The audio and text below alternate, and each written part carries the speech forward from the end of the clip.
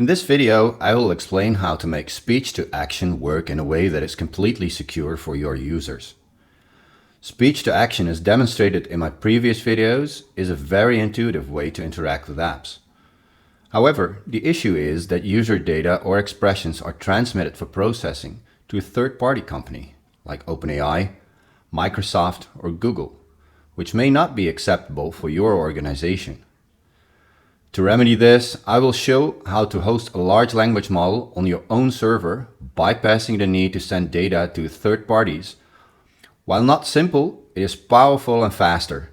Here's what you'll get after using a 7B open source language model. Cancel my credit card.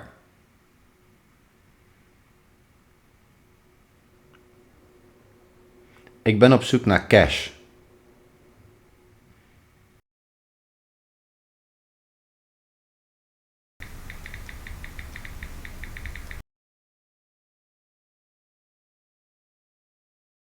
It works well and very fast, almost instantaneously, because the model we use is very small. Moreover, nothing was sent to OpenAI. So how did we get there? Let's dive in. At Hugging Face, you can find a variety of large language models and Docker images to run these models on your own server. However, these models typically do not inherently support converting text into structured data, which is necessary if you want your app to perform actions in response to text input. So before implementing an open source large language model, we need to fine-tune it for our specific tasks and application. Most LLMs perform well in English, but they often struggle when it comes to Dutch, which is important for my clients. That's why we take Geitje Ultra, a 7B model based on the Mistral open source model, and fine-tune it to handle actions as needed for the demo banking app. We fine-tune the model by training it on examples of how we want it to transform text input into structured output. This set of examples is our training dataset. We generate this dataset using a very powerful LLM like GPT-4 and ask it to generate user expressions that correspond to the actions of our system. We will use that dataset to fine-tune Geitje Ultra and then upload the fine-tuned model back to Hugging Face. For that, we rent a machine with a good graphics card. We upload a fine-tuning notebook and our training dataset.